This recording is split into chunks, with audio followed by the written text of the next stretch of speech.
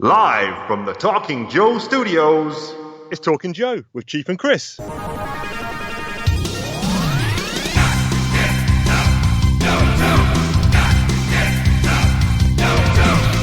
Hey, it's me, the Chief. I'm joined by my good buddy. Hi, it's Chris, aka Diagnostic 80 from the Full Force podcast and now the Talking Joe podcast. How are you, my friend? Yeah, not too bad.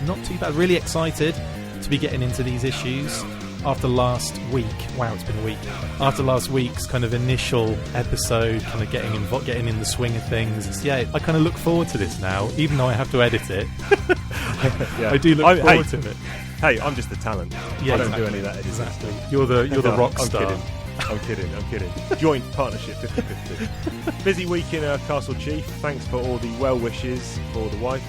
So she is, if you hadn't listened to last week's episode, you won't know that we went to Centre Parks, the Chief family. Unfortunately, my wife had an accident on a bike. Had to go to hospital, was looking a bit beat up, worse for wear, but now she facially she looks normal. Oh, good. She all the swelling and bruising's gone down. She's got a little bit of back pain, and the eye is hurting. The socket is kind of hurting a little bit, and she has been getting a little bit, more forgetful than normal and very tired. But she's kind of Googled symptoms of concussion, and that should kind of dissipate over a couple of weeks. So on the road to recovery. And interestingly, our little one, who was 3, it was very cool at the time, but then after the event, she kind of opened up and said that she was worried and she didn't realise it was mummy on the floor, and she said she would never ride a bike again. And then she made a decision last week to suddenly say, Daddy, I want to go and ride my bike. Good girl. And so took her out, and effectively now I cannot do anything else with her apart from her riding a bike, hours upon hours a day. That's Loves awesome. it. That's a good thing though, because you don't want her falling into that. I'm not going to do anything whenever I have a bad experience with it. Do you know what I mean? I think it was kind of like she wanted to conquer her fear. She kind of built up the courage to say, yes, I want to do it. And then did it. So yeah. Does your wife look a little bit like Zorana on the front cover of issue 77 right now? Oh, I wish she did. No, that's a bit mean. No, a little bit. Yeah, apart from the no pink hair.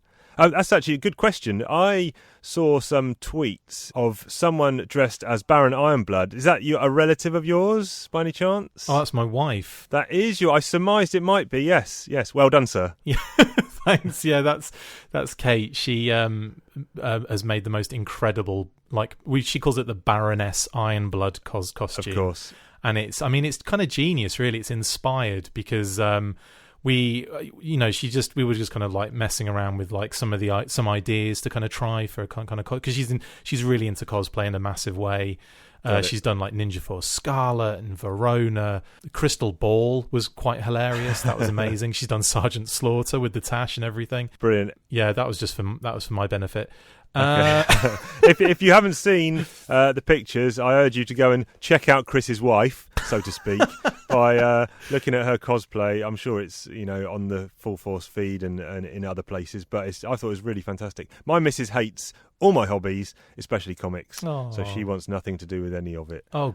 Kate's a huge collector as well. She loves that kind of stuff. We're big G.I. Joe, Action Force, Turtles, all sorts. Cool. Yeah. Anyway. Excellent. The only other thing I've been up to this week is I have been prepping a big shipment of comics to go off to the bookbinders. Nice. Hollingworth and Moss in Leeds. I know a lot of people use their binding services. They just do standard kind of binding, but then they kind of opened it up to comic binding when that became a bit of a thing a few years ago. So I sent off 30 volumes, got picked up today. Wow. And that includes the next 2 volumes of G.I. Joe Real American Hero, which will take me up to, I think, 250. Wow. I will then have fully bound in 10 volumes, 25 issues per volume.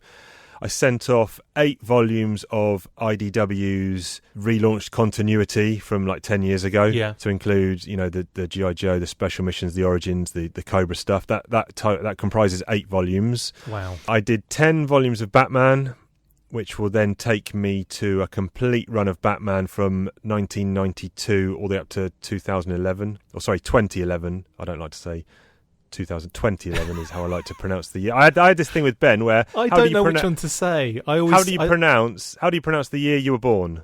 1980. Yeah, you don't say 1980, do you? No. So it's not the year 2019, it's the year 2019.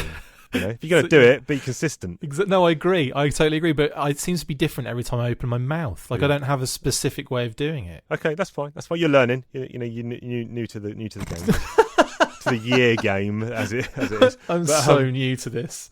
To the year game, yeah. So 10 volumes of Batman.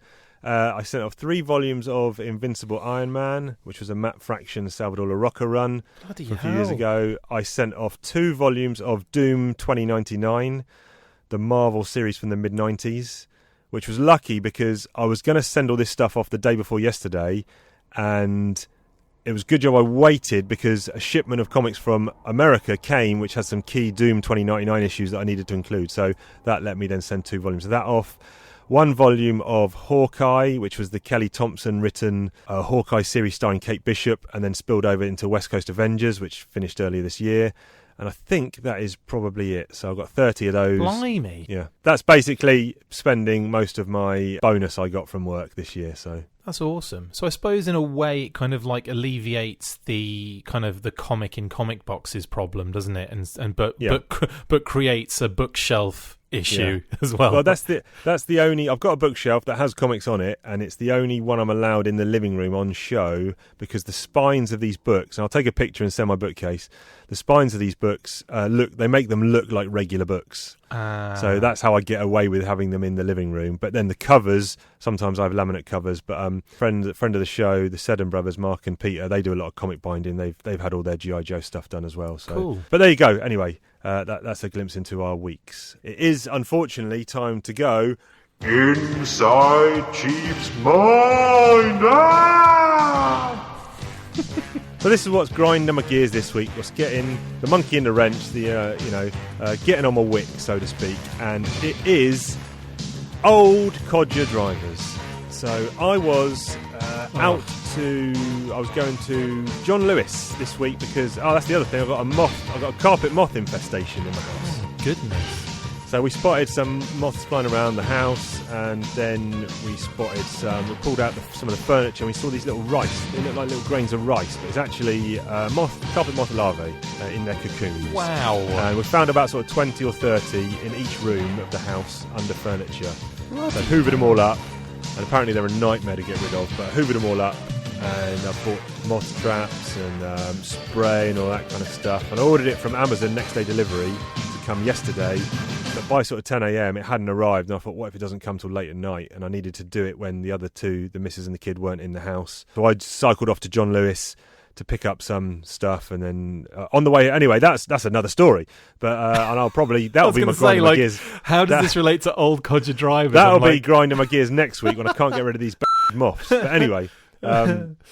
I'm on my way home, and there's a crossing, and it's a zebra crossing. I don't know if you have such things as zebra crossings. You'll be familiar with them from the UK, but I don't know if they're fully aware of they're I don't know if they're a type of crossing in the US. But anyway, it's effectively painted black and white stripes across the road. Pedestrian crossings out here, and it's a pedestrian cross. It's one of a number of pedestrian crossings, and the zebra crossing just has one pole on either side of the road with a glowing yellow ball on the sphere on the end, and I think it only glows when it senses evil. When it senses evil, exactly. When Cobra Commander's in the vicinity.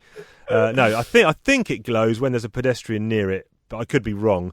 But anyway, the onus here on a zebra crossing, it's the most ridiculous crossing in the world. The onus here is on the driver to stop when they see someone wanting to cross the road.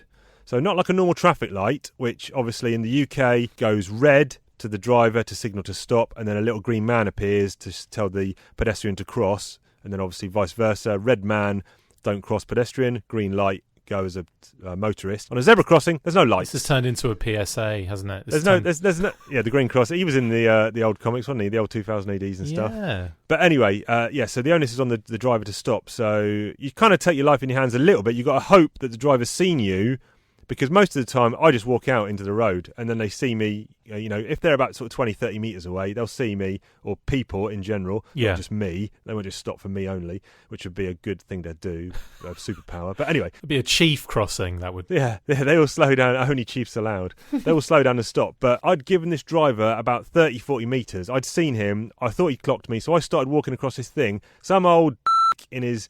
I don't know what he was driving, some supercar that he should have no right to be behind the wheel of, and he just didn't stop. I had to literally dive out of the way. Wow. Well, I didn't really dive, I just backpedaled. Oh, I was really hoping you'd have done some sort of like ninja commando roll. I should have done a Snake Eyes commando roll. And pulled the Uzi out. Yeah, I think I flipped him the bird or something. You know, it was old codgers. He didn't even look at me, so he hadn't seen me. It wasn't like... You know, he's like, I'm just going to keep going. He didn't speed up or anything, you know, trying to hit me. But it was just he hadn't seen me. So I want these old codgers to retake their driving tests, you know, after... If you've done 20 years of driving, I think you should retake it. I agree. Even if you're like 40 or whatever, but because there's so many bad motorists on the road. But anyway, that's what's grinding my gears this week. Old drivers. Sorry, I'll put in like a little honking sound effect at the end of that. Yeah, I'm totally with you on that, like 1,000%. And living out here in the States, you get... all sorts of really bad drivers. Like no one seems to be able to understand the rules of the road. They've had like roundabouts in the town that we're in for I don't know how long it's been, but it hasn't been that long, and people just still don't know how to use them. It's embarrassing and quite hilarious at times. So I feel your pain. Anyway, on that note, let's talk about some G.I. Joe comics. Right, so this week we have got main regular series, Real American Heroes, 77 and 78, and Special Missions 9 and 10. Where do you want to start? I'll leave it up to you. Do you want to do Special Missions first or the main series? I want to do the main series first because the Special Missions I love so much, and I always save the best to last. I like it. So here we got 77. So let's do the covers. So the cover is Lady J and Zorana in a bit of a girl fight going on here.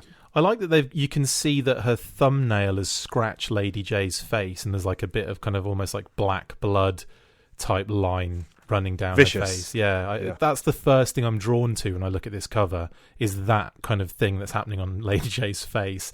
And then you see the kind of bruise on Zorana's face and her hair getting pulled, and it's like, geez, this is a violent cover. Yep, good stuff. Is that who is that cover artist? I'm not actually sure. Is it Ron Wagner? I have no idea. It doesn't say in the credits for some stupid I had a little look on yojo.com, who are normally pretty good at citing creative credits, but they haven't got anything in here. Because I know Mike Zeck obviously did a lot of covers. I think he's now come to the end. He was actually in London this week just gone. I went to London MCM Comic-Con. Yeah. Another unplanned segue. Didn't he absolutely rinse you or try to? Well, no, yeah, he had about 4 or 5 tables, and had a little chat with him. I'd never met him before. Really nice guy. He has been over to London before, but I didn't speak to him last time he was there. So had a little chat to him. Nice guy.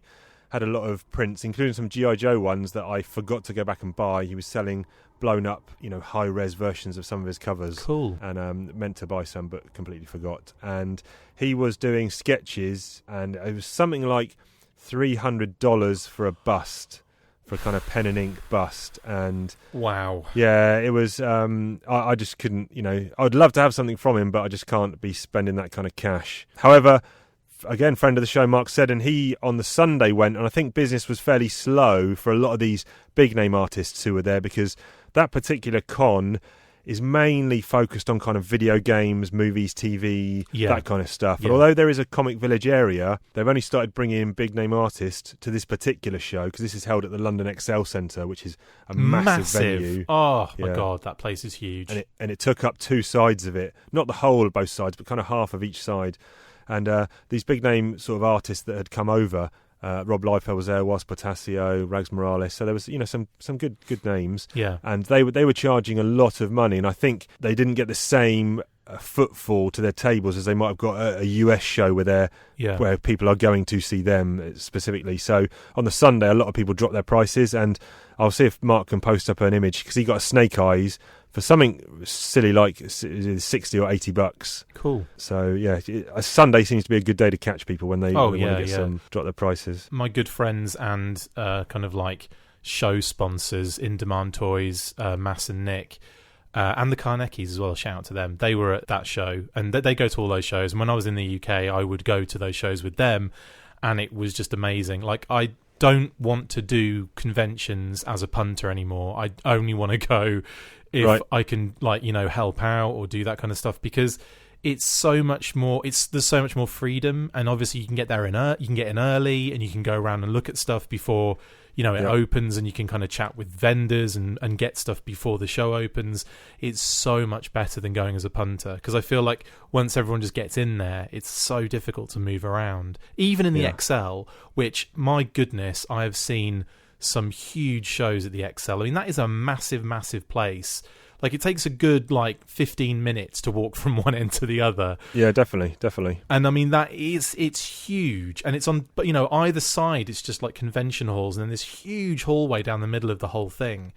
Yeah. And I have seen that place packed in all arenas and outside, and it is just incredible to see that many people. I went on the Friday this year, and the same. I went October last year on the Friday, because I found it was just definitely a lot quieter. Oh, yeah. Yeah. Anyway, Jojo. But anyway, no.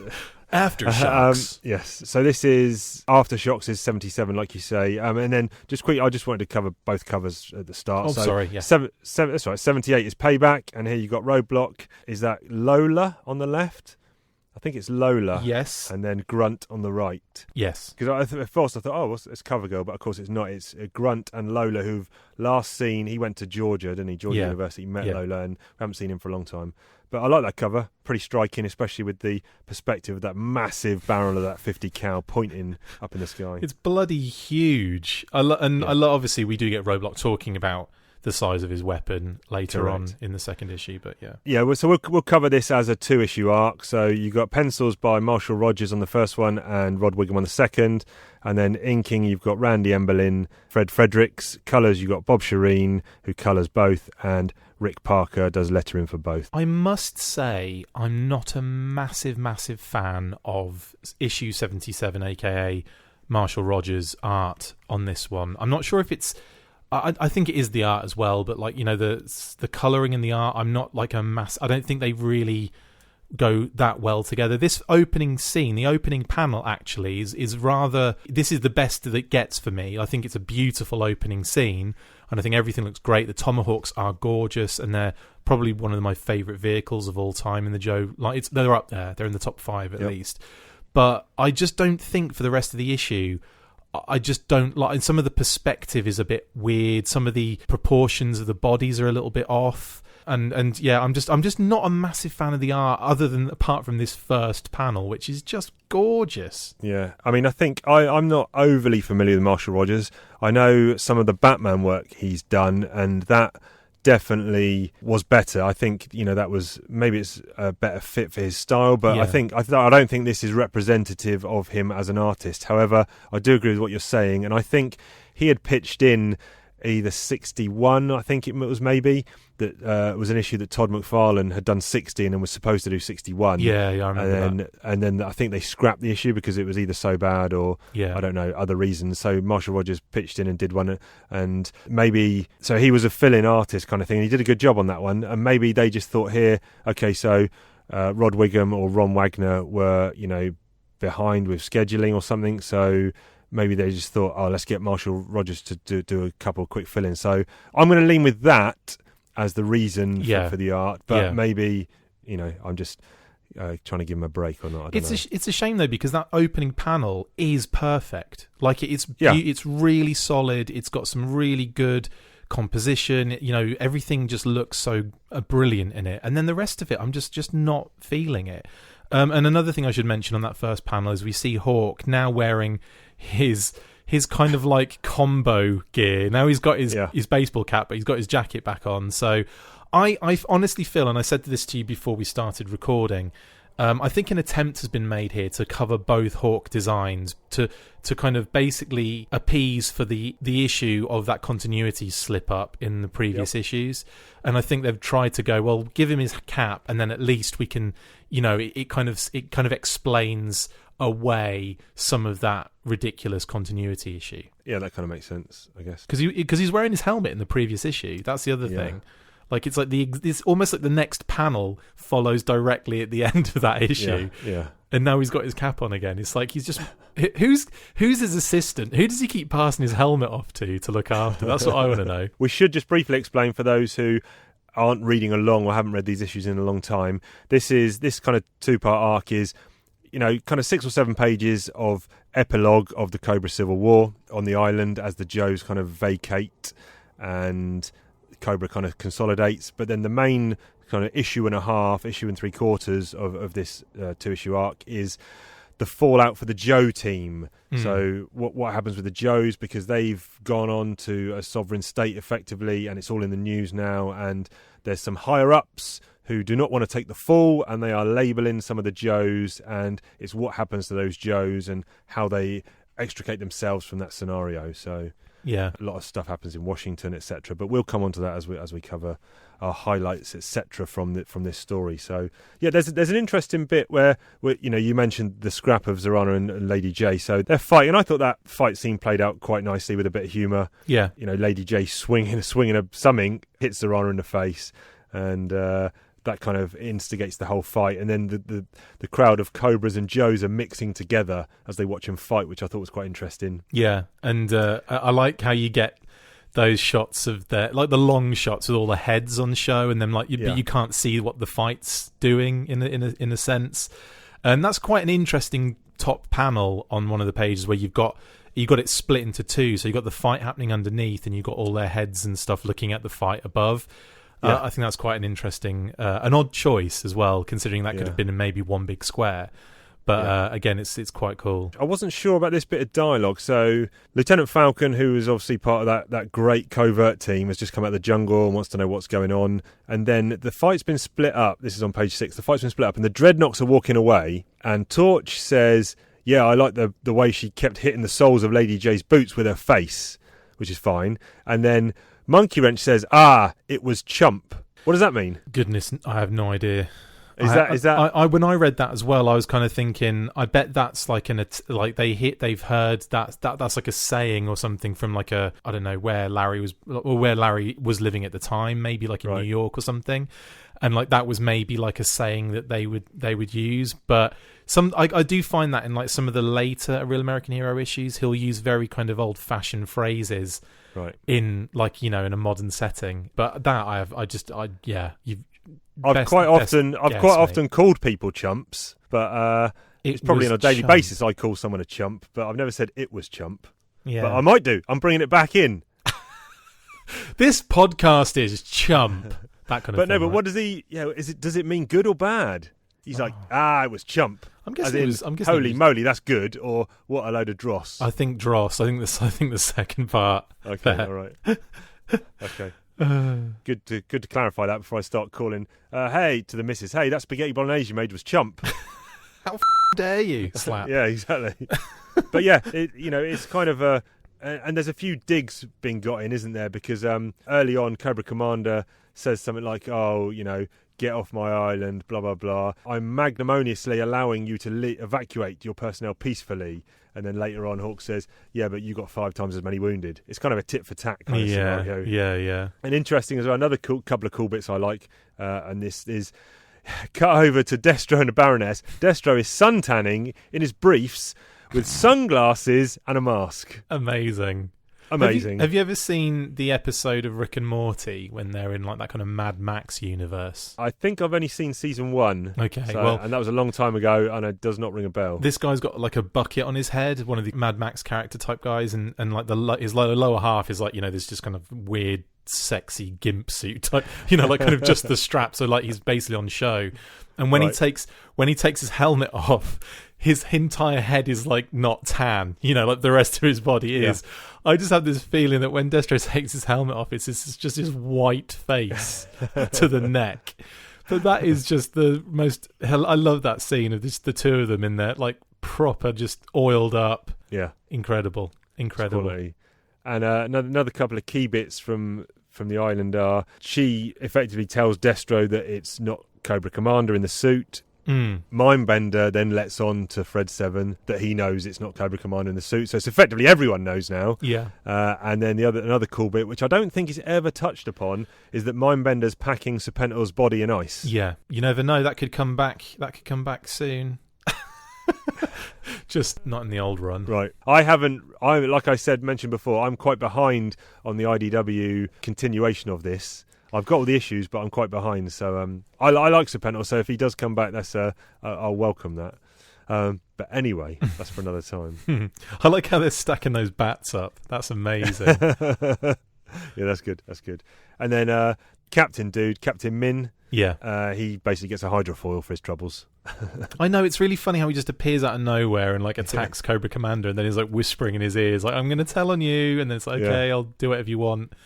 It's just, there's some kind of quirky bits again in this issue. And then we get to the meat of this story, which is back in the US, and the Pentagon. Roadblock, Hawk, and General Hollingsworth are going to the Pentagon, and they found some unmarked random door because they're going to see the Jugglers. I've never seen these guys actually juggling, which is a bit of because we've seen like the Bear, and we've been at the fair, and but we haven't seen these guys juggling yet. So it's all bull in my opinion. These are just kind of high-ranking scumbags, aren't they? Who basically want to just shift the blame of anything onto the foot soldier or the guy below, and it just so happens that this Cobra debacle, they want to pin the blame on this rather than the proper decision makers who made the call. They want to stick it on the Joe team. They do insinuate that they're protecting people in a higher position than even them as well, don't they? Exactly. And this is, across the back end of this issue and the next one, it's probably some of the wordiest issues that Harmer has done so far. And, I'll be quite upfront now. I really, really, really dig this storyline. I'm a big fan of this. It's good because you've got the kind of, on one hand, you've got the thing of, the suspense of them getting like, they're going to be arrested and they're going to be in a difficult situation, and then it's a case of someone's going to be fugitive. They've got to kind of like clear their name, and there's a load of tropes in there, but they're all like really, I don't know, like exciting ones, aren't they? And one thing I didn't really understand is the Joes have turned up in a helicopter to the Pentagon. They've had it out with the Jugglers. Jugglers have said, blah, blah, blah, we're sticking it on you. MPs have come in to arrest them. They come out of the Pentagon, and there's a boatload of press. Yeah. Where did they come from? God knows. Maybe the Jugglers organised that in advance so that, Clever. They could be on television and they could be the ones that then have the spotlight on them as individuals. There you go, you've solved it again. And this General Malthus dude they build him up, especially in the next issue, to definitely be kind of almost, an arch villain, if you will. He's got villainous properties, and they could have made them, nameless and faceless and just have been high-ranking scumbags, but they kind of, I guess it's easier to root against someone when, they've got a name and a face and are being a dick. When they've got a name, a face, and a also, I must admit, I agree with you. I think this is a really good little kind of story, and I think the story is what salvages this issue for me, because when we get to the scene of the three of them arrested in the car talking, again, the art really falls very shy of the level that it's been at in this run so far. I think that's probably a key point, is in comparison to what we've seen. I'm probably not as down on the art as much as you are. I think some of the sort of long shots and the highly detailed shots I think are really good, but like you say, maybe some of the faces are a little bit off. But I generally think it's actually, I'm flicking through it now as we're speaking, and I actually don't think it's too bad. But I do understand where you're coming from. Yeah.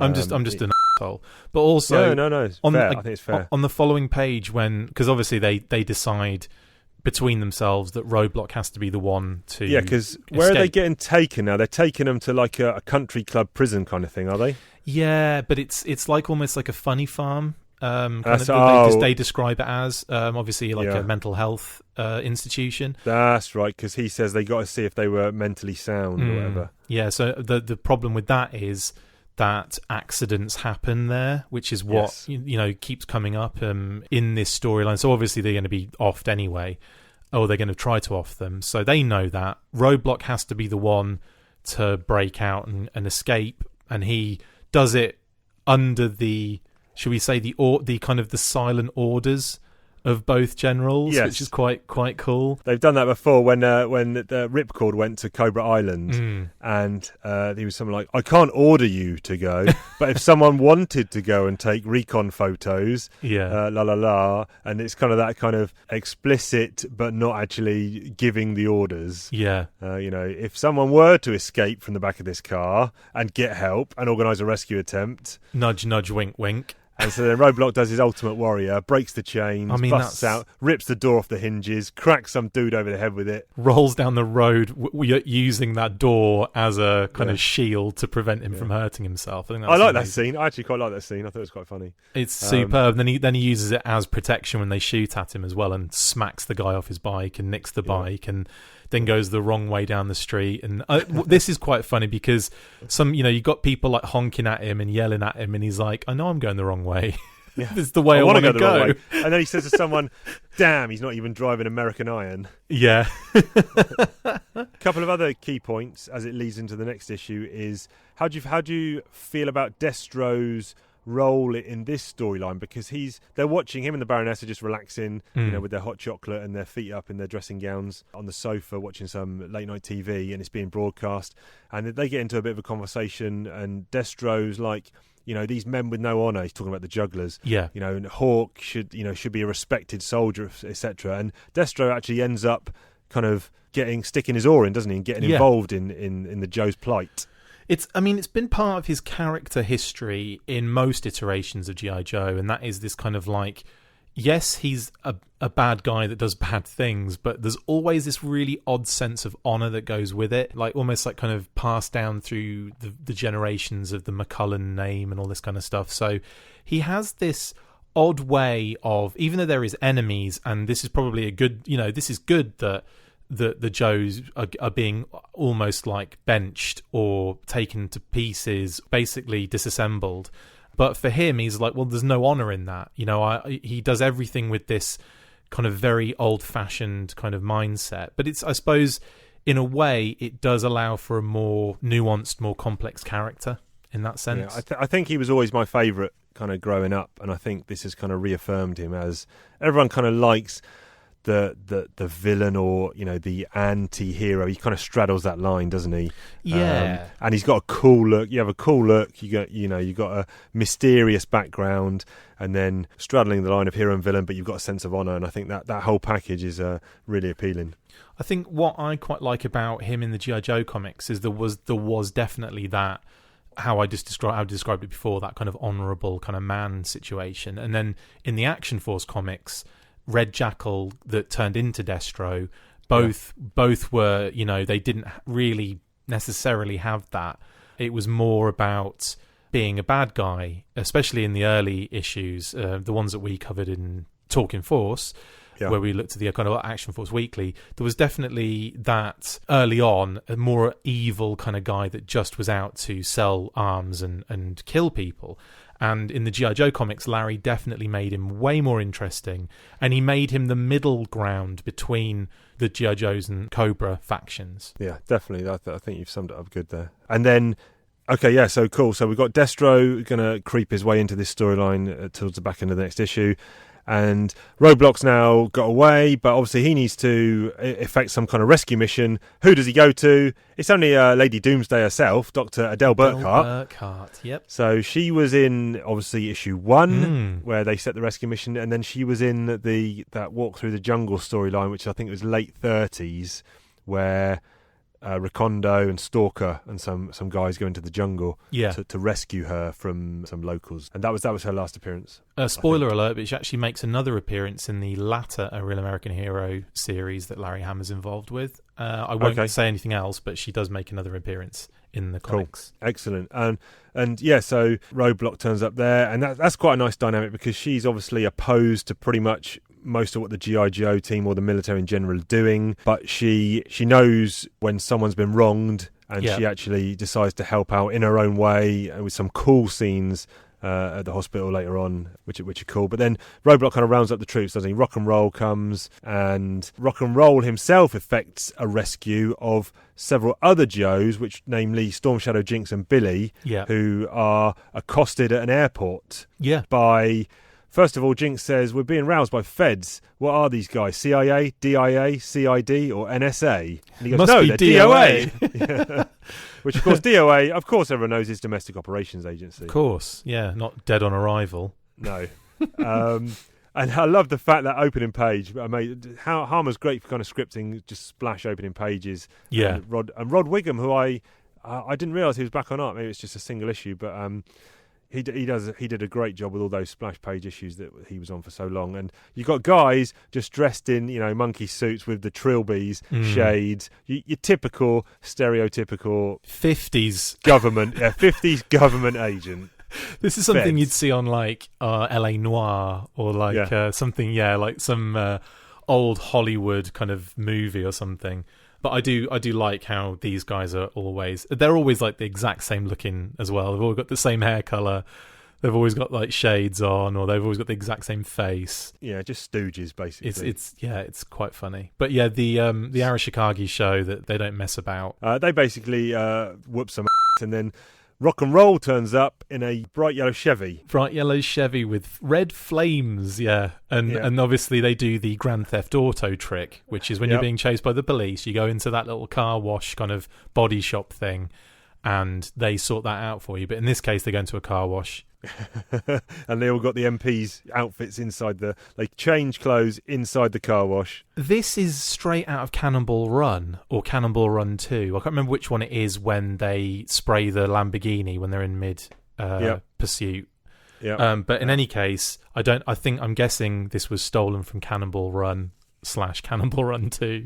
Great movies. I like those movies. Classics. So basically now you've got more of an ensemble. Now Lola and Grunt have turned up. They've heeded the call of Roadblock at Burkhart's house. So now you've got the makings of a rescue squad. Yeah. And they find out that Hollingsworth and Hawk are being moved to a hospital, but that information's actually been leaked by the bad guys. There you go. Because they want the rescue attempt to come in. They expect there to be a firefight, and who knows who gets shot in a firefight. It's basically an easy way for them to cap off these loose ends of Hollingsworth and Hawk. Yeah, and it's to be honest, it's quite an inspired plan, and I think this makes this particular very small arc very powerful as well. I think there's like a good story to it, really good solid story to it. Yeah, there's a cool scene in the house here where Grunt's been reunited with his buddies. He's got rock and roll, and he's holding the hog. He's holding the M60, and he says, "Nice hog." And rock and roll says, "Yeah, I brazed the C-Rat can to the feed ramp myself."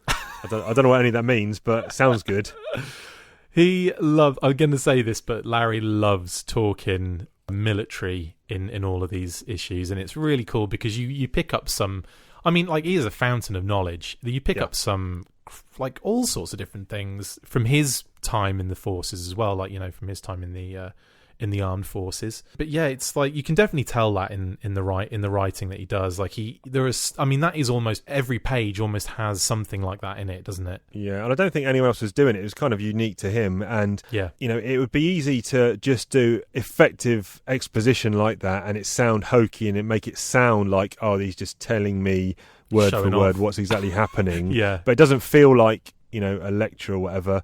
And there's I might read out a panel in one of the special missions because that is crazy with specific technical military, not even military, just kind of technical how to start up a plane. Oh God, yes. And that is full on. I might read it out. I don't know. We'll see. You only have to now.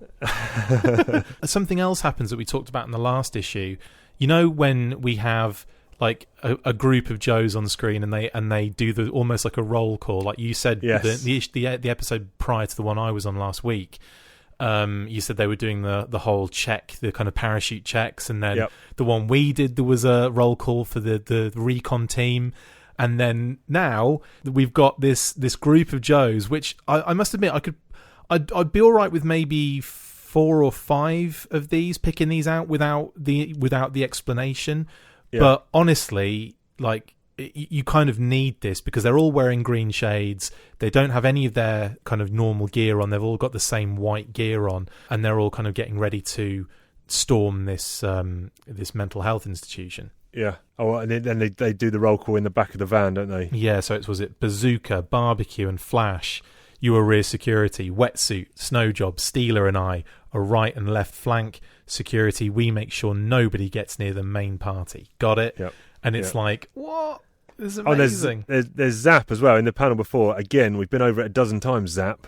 Oh, yeah. The main party consists of Roadblock, Burkhart, Rock and Roll, Grunt, and Lola. And then, obviously, Zap pops up. And a few of those guys, they probably don't even make it onto the pages, but they get name-wrecked. And some of these guys we haven't seen for months and months or years and years. Yeah. But there's another. The Stooges are back from the beginning of the episode, who are wearing their 1950s government stuff. And now they're piling out of a bus with their doctor garb on, still shades, but now they're carrying Uzis. Yeah. And why would you have that out in the open? It's hilarious. I suppose that's really just for the comic, isn't it? That's just to show you they're packing. But that is funny. It's like, well, surely you would have those hidden. The art here is not. I couldn't tell straight away that it was Rod Wiggum, because I think, looking, this is Fred Fredericks inking him, and I don't think he had previously inked any of the other Rod Wiggum pages. I think the art's really good, but it definitely feels a little bit looser or scratchier than previous Rod Wiggum books. But I quite like it. I think for me it's more consistent than the previous issue, but I agree with you. I think it's not the best art we've seen in a Joe comic. It's not the worst, but I think the colouring has a lot to do with that, and there's a lot of very straightforward block colours being used, and sometimes, like for example, when they go in that room and they're talking to the generals who are kind of like handcuffed. You're in a green room, and then all of a sudden you scroll down a couple of panels and it's a yellow wall, and then you scroll down another panel and it's a blue background, and you're just kind of like, I mean, can we pick a theme and stick with it? Do you know what I mean? Like I'm not sure if I'm being taken elsewhere, or if it's, I'm not sure what kind of effect that has on you visually, but maybe it's to break up the monotony of the same colour maybe, but still it's like, what's going on? I don't know what room I'm in. Nice touch. How are they going to tell the Joes who are now dressed as doctors? Oh, this is from cool. The actual Stooges who are dressed as doctors. CoverGirl's got some neat shades with some filters which have fitted with polarized filters, so she can actually see that all the G.I. Joes have G.I. Joe branded outfits on. I bet they use the disappearing, reappearing ink that you got in the Action Force fan club pack. Right. Yeah. That's amazing. Also, did they really have time to do all of this? I mean, how difficult is it just on the lead up to a convention? If I've even got a couple of months to get a T-shirt printed in time is difficult. And these guys have managed to somehow find a place that does these shades and also G.I. Joe emblazoned invisible clothing that's all the same. It's brilliant. And it all kind of comes to a head, doesn't it? The effective Ninja Force team are smashing in doors and windows and beating people up, and then there's a really cool scene where the press are there, the Stooges, the bad guys, and the G.I. Joes, and it's all sort of an impasse, and then one clown decides somebody has to get the ball rolling. It just basically opens up with his Uzi. Everyone hits the deck except Burkhart, who's basically standing there firm with a briefcase, wagging her finger in the air. This is an outrage. I'm a non-combatant. Stop this senseless shooting immediately. As the bullets whiz around her, whistling through her hair. And then you've got CoverGirl getting shot and Bazooka getting hit, and and somehow she is protected by another, guardian angel or something. Yeah, it's quite hilarious. And then Malthus takes it to another level. He's got Hollingsworth and Hawk pinned down in a room. He chucks a grenade in. I know, that's hardcore. That is absolute carnage. And somehow they survived that. Yes, I think they got under the bed covers. I don't know. Which, they have as well. They're like, quick, come under here. Let's make a fort. We'll be protected in here. Is that in the background out the window? No, it's not. For a second there, I thought it was a Tomahawk, but it's just it's probably like a news helicopter, isn't it? Or it could be Destro, because on the next page, Destro comes in on a helicopter. Yeah, you're right. And basically, he clears the whole thing up in 3 panels right at the end. Malthus, just the person I came to see, as if Destro just swung by the hospital, climbing down his ladder. Oh, Malthus, I was looking for you, son. Where are you? I've got some papers to serve you. After a grenade is just taken out the window, it's like, I'm going to go into this. Yeah. I'm just clearing up a loose end. When you contracted my armaments corporation to supply the ammunition for the Cobra Island operation, you neglected to take your receipt and your copy of the purchase order, as the press films the whole thing. Strange purchase order. The order was paid through a special services fund, supposedly for basketballs. So basically, he stitched up the general, good and proper, and we assume now the Joes are off the hook and Malthus is the one going to the funny farm. Exactly. Well, all of that is assumed, but you can safely assume that, I think, for the most part, with some of these issues. I absolutely. I did, like I said, I love the storyline that runs through these. I love like what they call it, the aftershocks or the after effects of the Cobra Island Civil War and what it meant for the Joes. And it was nice to do this. And honestly, I think they could probably have kept this going for a couple more issues. I think it could have been one where, maybe we had a little bit more time, or another issue at least, to build up Roadblock getting his team together. Maybe like we could have seen them preparing to, get Hawk and Hollingsworth sorted out. But at the same time, I feel like there was a time crunch because that was almost pressed initially with, we're obviously being taken there to be getting rid of. So obviously, that in itself was the time factor that led the Joes to have to act really quickly. What do you want to Joe Cola this one? In terms of your ranking, what's my ranking? Out of 10, what are you giving it? 10. Okay, so that overall arc, I'm probably going to give it, because obviously the Cobra Island arc, I think I gave like 8.5. I'm going to drop, like, there's a few things obviously I have issues with in these issues. One is the inconsistency in the art. And I'm just like not like a massive fan of that first issue, and the second issue is, take it or leave it. It's okay.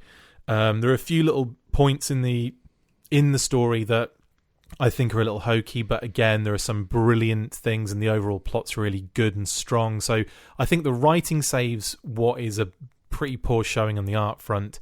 And for that, I'm going to give it a 6.5. Okay. Sorry, that took me ages to get to. That's all right. I'm giving it 8.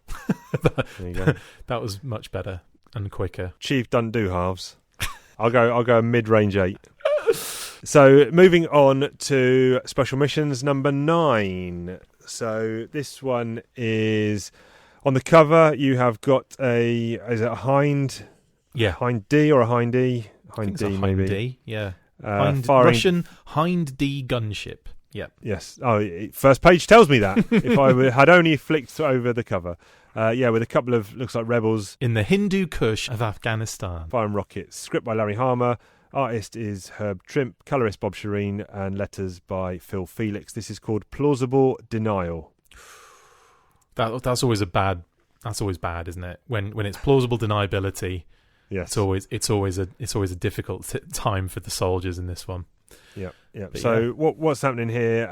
You've got, like you say, it's based in Afghanistan and Iran, and the Joes are basically manipulating a Russian special forces team to try and release an American prisoner of war, effectively. This is very complex as well, because there's a lot of kind of CIA connections, and there's a. What I also think as well is like this probably was indicative of the time, because there was a lot of footage coming out of Afghanistan with them and Russia at kind of, at loggerheads, and when they started getting rocket propelled grenades in Afghanistan, that's when these Hind helicopters started becoming like easy pickings, because they had been coming through and just wiping out forces and all sorts. So when these rocket propelled grenades kind of came onto the scene, it kind of leveled the playing field, and that's something that Larry again has done here. He's kind of like mirroring that kind of current political and wartime scenario. That makes sense, because my kind of historical viewpoint of this period is a bit spotty, and that ties into what I do know, and that was all learned through the movie Charlie Wilson's War with Tom Hanks. which is kind of what you've kind of described there. So but this I like this. There's a lot going on here. You've got to keep track of the plots, the twists, the subplots, the characters. But Herb Trimpe, fantastic job on pretty much all these Special Missions issues. The art in this is really good, isn't it? It's a real kind of, he doesn't go over the top cartoony. He keeps it sort of militaristic. Everything looks real. There's some nice shots. One, if you flip a few pages ahead, there's just a very simple shot of the side of a little van bus type thing that's covered in gear and all sorts of different things on the top of the roof and everything. It's all strapped like very loosely, like this packed bus.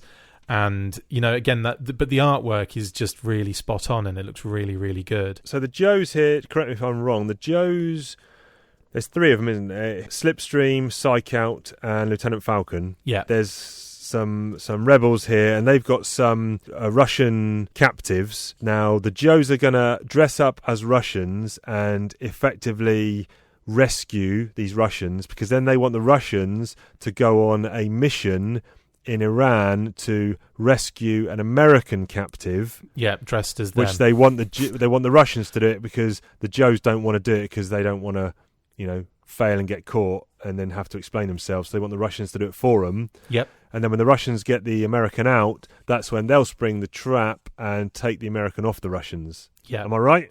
Correct. But I think they anticipated. But the Russians are wise to it. They know. Yeah. They're like, these Americans have got rubbish accents. We know clearly they're Americans. Let's go along with it because it's our best hope of pulling a double cross on the Americans when we finally get out. Yeah. And again, because obviously you got Psych out in this issue, I feel like the idea is to create this really complex, weird kind of storyline that then has everyone trying to second guess each other. And with the Joes having Psych out, who can obviously kind of he's experienced in this line of thinking and this kind of military strategy kind of almost like guessing what the other guys are going to do before they do it. They already kind of, even though the Russians don't do what the G.I. Joes wanted them to do, it's almost insinuated that the Joes knew that was going to happen anyway. Yeah, do you know what I mean? Like, especially at the end when it's like, and then, it's like saying that Psych Out thinks that, this is going to happen. I mean, for me, this issue isn't there are a few moments of, kind of a bit of action here and there, but in terms of like a usual issue, this isn't very normal. I mean, there's a lot. It's a real thinker when you get to the end of it, and you're kind of thinking, so what are we doing here? Like, what's the actual upshot of this? And it's just one of those things where I think as well, there's a story of, life goes on and there doesn't always have to be a resolution. Do you know what I mean? Like there's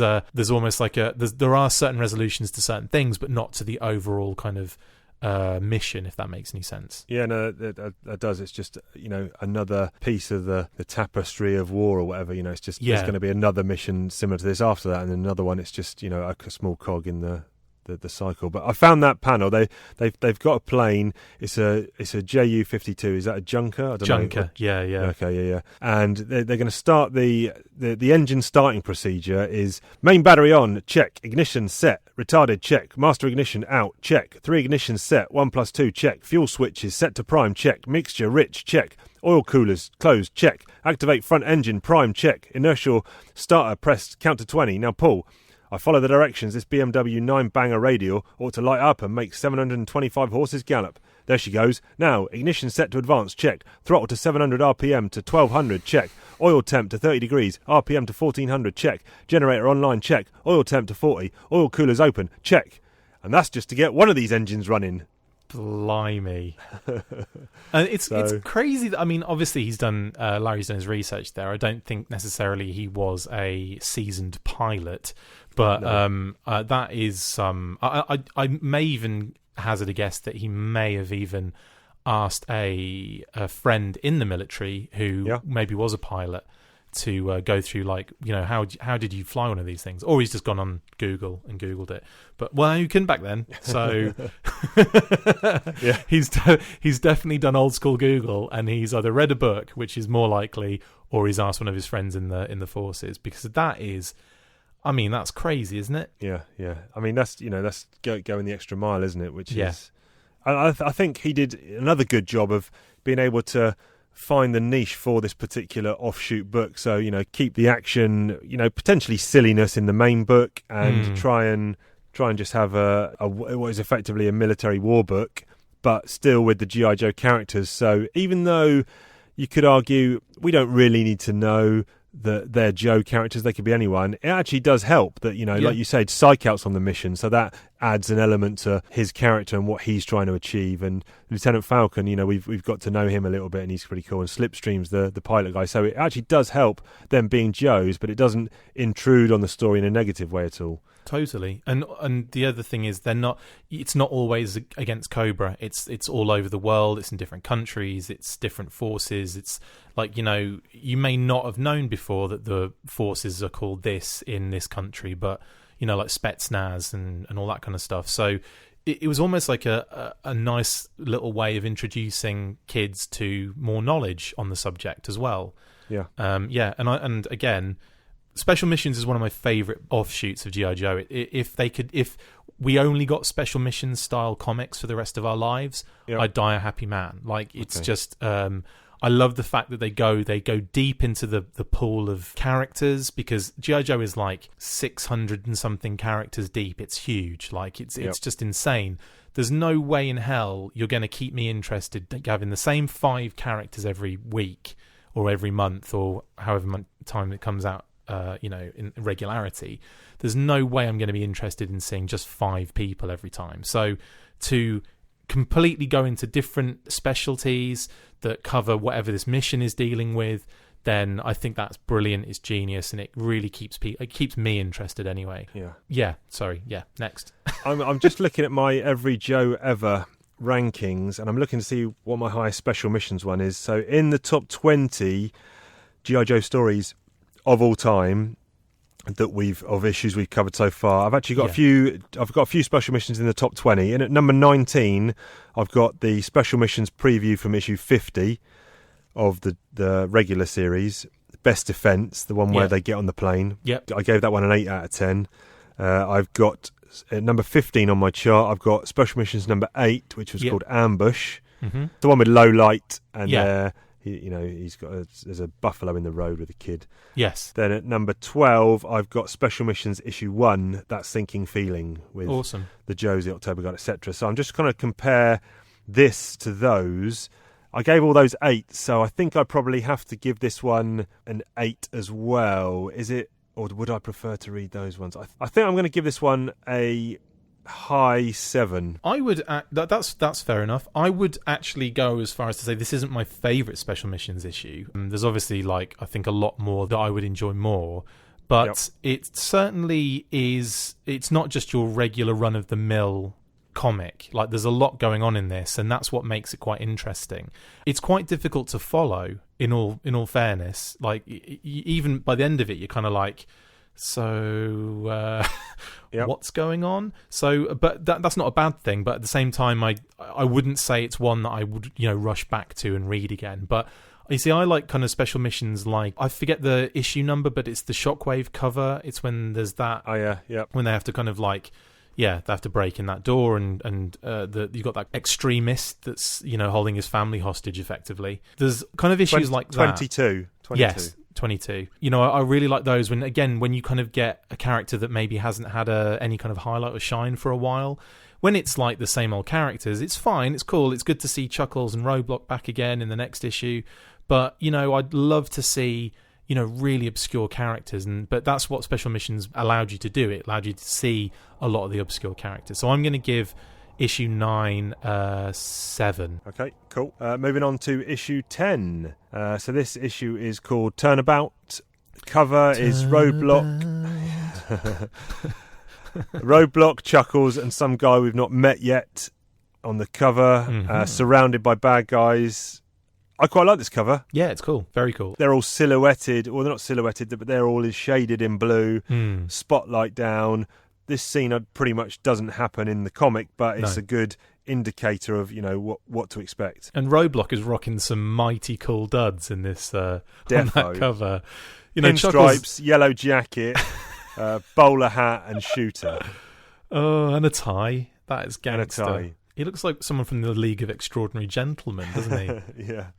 This is Harmer is obviously the writer, Herb Trimpe's artist, Bob Shireen colorist, Phil Felix's letters, and this takes place in England, somewhere near Oxford, to be precise. In the beginning, at least. Interesting. That's where Bob Breakin was born, who was the godfather of Palatoy Action Force. Carry on.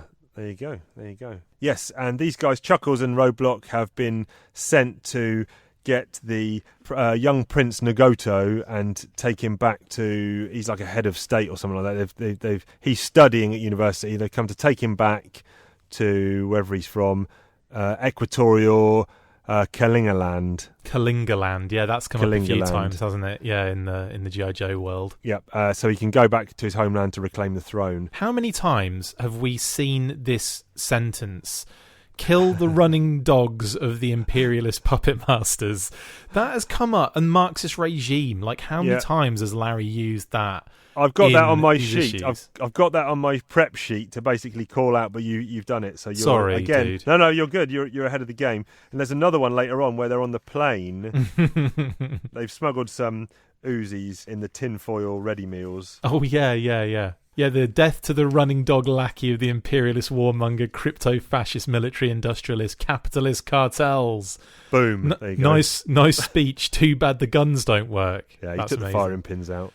Yeah, that's genius. And yeah, as it turns out, young Prince Nagoto isn't that young. He's actually a professor at Oxford University, and you're led to believe that he was just a youngster studying. There's a cool bit actually early on when, so guys have been sent to off him effectively because they don't want him going back to sit on the throne. And there's a cool bit where he introduces himself and he says, actually, Prince Nagoto the younger, my brother, Prince Nagoto the elder, was killed in a polo accident back in 53. Now, I do not want to see what happens when you die in a polo accident. And then he says, my father, the former King Nagoto, had me measured for this 12 bore when I was 13. So basically, when he's a youngster, his dad's like, oh, what can we get this kid? Let's measure him up for a 12-bore shotgun. Maybe he was killed in a polo mint accident and choked on it. Could be. For the Americans out there, polos are mints. You can just Google it. Is there an equivalent minted candy in the States? Not really. Yes, there is, actually, off the top of my head. I've forgotten what it's called. Maybe not Lifesavers. I've seen adverts for Lifesavers in these old magazines, but I don't know if there was ever mint ones. I'm going to have to throw that out to our American listeners. Okay. So if you listen to Talking Joe and you're American and you know what a polo mint is, and you also know what the equivalent is, get on us at Twitter. Yes. Thank you. Yes. Yeah, because in the UK, obviously, polo mints very, very popular, and I don't know if they still sell them, but they were fruit polos. But they were hard to come by. I bloody loved them, though. There was like eating little plastic things. Yeah, they were good. They were great. Oh my god, I want them now. Damn you! You did this to me last time. You did this with Jaffa Wagon cakes. wheels. Wagon wheels. Yeah. That was it.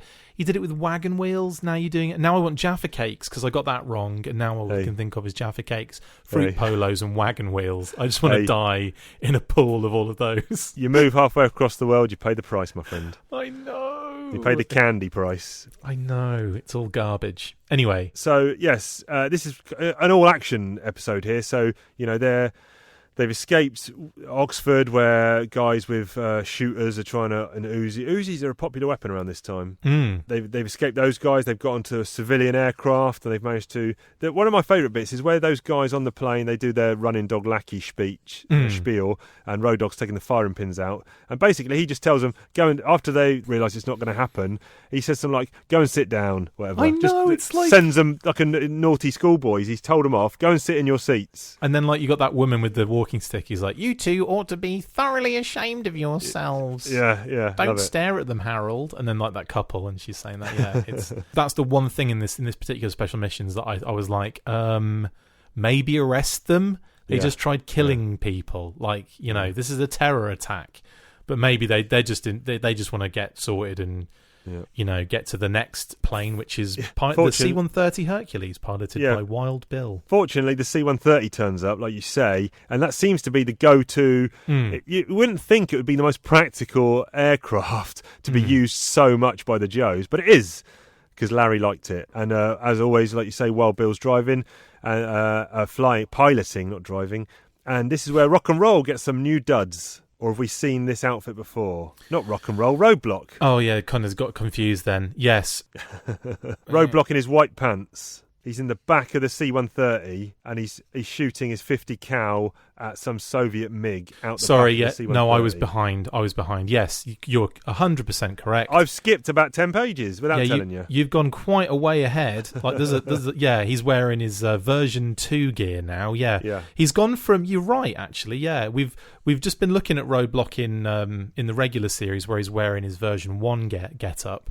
And now we see him in his version... Well, I think it's version 3 in the US, as Yo-Joe call it, because he had a Tiger Force version, didn't he, as well? And so I think technically it's version 3, but yeah, I always refer to him as version 2. Let me just check, because this issue is April 88. Okay, so this might have just been further along.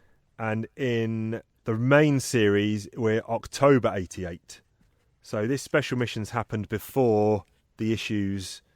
about 6 months before the issues we've just read in the regular series. Interesting. That's really interesting. You'd think it would be the other way round. Yeah, so effectively they were just, maybe that, well, let's face it, those guys were rushing a little bit to get those issues out, and I think in the fact that they made General Hawk's kind of get up, that flashed back to an old style. What they clearly were doing were using reference, like figures or information, old information for these characters. So, it wasn't as easy back then, was it? It wasn't like one of those things where it's like, this is the version we need you to do, make sure it's this one. You could go online and check. Like on this one, it would be like, okay, it's Roadblock, so I'll just draw Roadblock as I know him. I've drawn him a million times. Yeah. So maybe it had a lot to do with that. But yeah, that is quite interesting that's that we get a version, not the right version Roadblock in that time period, especially when that figure was probably on shelves. I mean, yeah, definitely. And I think you're going to touch on some Roadblock stuff in a short while. I'll be touching Roadblock up in a second.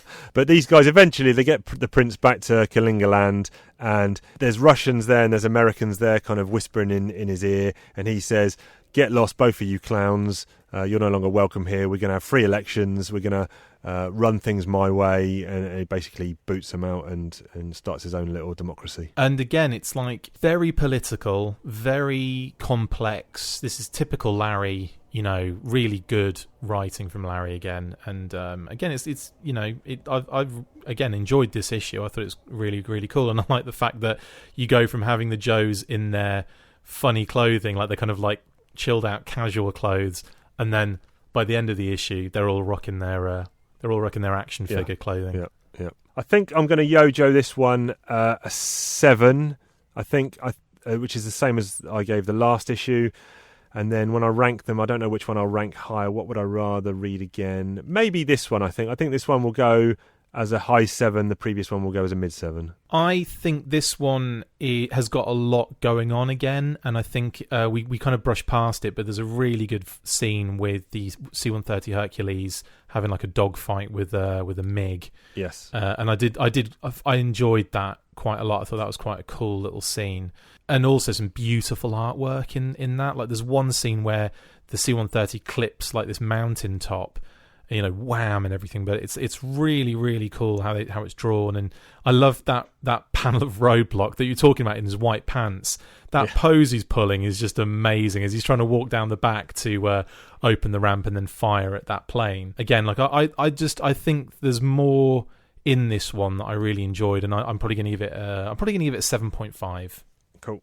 All right, good stuff. I really go around the houses with that bit. That wraps up the issues for this week. Next week, we'll give you another reminder at the end of the show, but next week we are doing issues 79 and 80 from Real American Hero and issues 11 and 12 from Special Missions. Nice. Yeah, good stuff. Now it's time for Chris Talks Toys. Ooh, new segment. Dun dun dun. So I was tasked prior to the recording by my good friend Chief. Now my good friend Chief. Now that we're partners, not in that sense. Yeah. No. Yes. No. Whatever. So basically, I was tasked to pick it didn't have to be related to the issues, but I thought it might make sense that as we do these issues, for me to highlight a specific vehicle or action figure that has a close kind of connection with myself, related to the issues that we've been talking about. And obviously a character that kind of pops up on a regular basis in all of those issues that we were talking about is Roadblock, Marvin F. Hinton. And he obviously, as a character in the UK, I believe was available on Palatoy Card as his version 1 kind of US version in 85, but then we had to wait quite a while afterwards, I think like 87, and it is version 2 Roadblock, just to correct what I was saying previously. Right. The Tiger Force version was actually version 3. So quite interestingly, his second version is this amazing figure that we see at the end of that last Special Missions issue. And this particular figure, obviously I'm going to have to describe it because it's not one of those video podcasts I like to do so often. He's wearing his kind of grey trousers as opposed to white. Obviously, white pops a bit stronger on comics. He's got this green vest with like red. They're almost like little bits of red padding, but they also act as well as kind of like clasps to close the vest together, and then a red shoulder kind of pad as well. And then under that, he's wearing like a white shirt, like a t-shirt, and black gloves. So you've got, and you're kind of bald Roadblock. And then he's also got a tan belt and like a tan strap with a black knife on it as well. So he's kind of rocking it's a kind of cool, like, it's a really odd, but it's a really cool update on the original Roadblock, who was like that kind of like vest, like camo vest and camo pants kind of deal.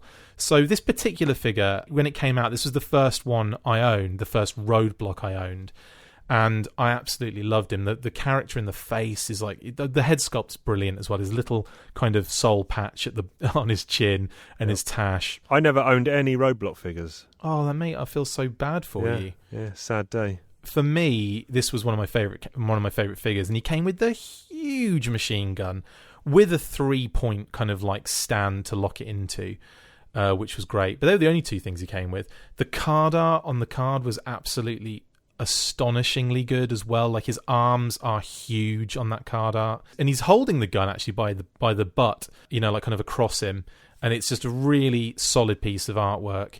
The reason I kind of focused on this Roadblock figure is that I have a little story to tell. So in my younger days, in junior school, I think it was, I took a few of these figures with me to school, and Roadblock was one, and we were playing, myself and my friend David Buckle. Yes, he's getting a full name shout on this show. If he does ever listen to it, I'm not even sure if he'll remember this, but I ended up like giving him Roadblock to play with, and he's got him in his hand. Anyway, like, for whatever reason, Roadblock ended up in his pocket. I think it's because we were going in, the bell went and we were going into the school, so we had to kind of put our toys away. So we go into the session away. We come out for like recess or, playtime or break is what we call it in the UK. I'm telling you, like, you don't know that. And or recess for the Americans. And we come out to a break, and he goes to get Roadblock out of his pocket, pulls him out, and he's in pieces. Oh dear. And I was devastated. Now, had I known back then how easy it was to fix these figures and to have, like with spare O-rings, because that's all that happened. The O-ring had snapped. But as a kid, I had no clue. And my buddy gives me Roadblock back, and it's just like the saddest thing to have this Roadblock in pieces. I don't know what happened to this Roadblock. I think maybe my mum and dad may have thrown him out because he was broken. Right. But the problem with that is he was so easily fixable that I could have dealt with it in later life. Anyway, I have bought him since. Okay. But at the time, I was absolutely gutted. And my buddy, David Buckle, I really hope he listens to this. I may even tag him in the post when I put this episode up, because I want to know if he remembers. But that was a moment of complete devastation, because I thought this figure was so good. Ouch. I know, right? Yeah. Well, them's the breaks, so to speak. Literally. Yes. So that's my Chris Talks Toys this week, and it's Roadblock version 2. And we'll have another one next week, maybe relating to the issues we're reading, maybe not. I'll let Chris decide. It will definitely relate to the issue. But now it's the time of the show where Chief asked Chris a question. Chief asked Chris a question. What'll he say? What'll he do when Chief asks Chris a question? Hopefully what you'll do is answer it, but you never know. Hopefully. So I mentioned earlier what was grinding my gears inside my mind was old drivers, and I was at a zebra crossing. Normally on this bit I would ask Ben like his opinions on things, just a good insight into his opinions. But for your first one, I'm actually testing you. Oh, goodness. Can you name the other 3 main UK pedestrian crossings aside from the zebra crossing? Bloody hell. Pelican? Pelican is one, yes. And I will tell you what the Pelican crossing is. Pelican crossing is a crossing with traffic lights, and it has white zigzags on the inside curb of the road for like sort of 10 metres or so. But that's basically the main type of crossing you'll see, on English roads. I do also remember vaguely Toucan crossing, because that sounds right. Another bird, so we've got the Pelican and now we've got the Toucan. The Toucan crossing are similar to Pelican crossings, but they allow cyclists and pedestrians to cross. The best way to remember the name is Toucan cross. Oh, classic. But it's obviously spelt Toucan, as in the bird. And the only other one I can't think of 5.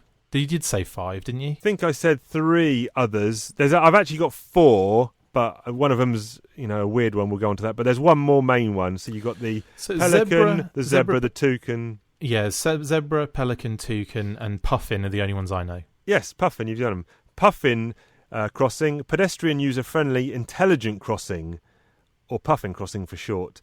These pedestrian crossings look very similar to pelican crossings, but have sensors on top of the traffic lights. These sensors detect if pedestrians are crossing slowly and can hold the red traffic lights longer if required. Bloody hell! I don't think I've ever seen them. No. I wouldn't know the difference between that and a pelican. But God knows. And there is one more, which you will see, on these pelican crossings and the, whatever we just said, puffin crossings. For the pedestrian, there is either a red man to don't cross or a green man saying do cross. This next crossing has a picture not of a man saying do or don't cross. It has a picture of something else to say do cross. It's called a Pegasus crossing. It flashes up a picture of a horse. The f***? Yeah, sorry. There you go. That allows horse riders to cross safely. I have never heard of a Pegasus crossing in my life. Neither have I till I read this article in preparation for this question. But there you go. Okay, well, good. You've learned something. And any Americans listening, yeah, your Green Cross code needs work. But any Americans listening who are going to be vacationing in the UK, you take note of those crossings we've given you. So Talking Joe will give you something. Keep a lookout for those Pegasus crossings. They're everywhere. You can catch us in all the usual places. Talking_Joe on Twitter. Talking Joe Comics on Instagram. TalkingJoeComics@gmail.com. Talking Joe, a G.I. Joe podcast on Facebook. Also check out the Full Force podcast in all the usual places. Next week, as I said, we will be discussing G.I. Joe Real American Hero issues 79 and 80. And special missions numbers 11 and 12. With that all done and dusted, we will see you down the road. Peace.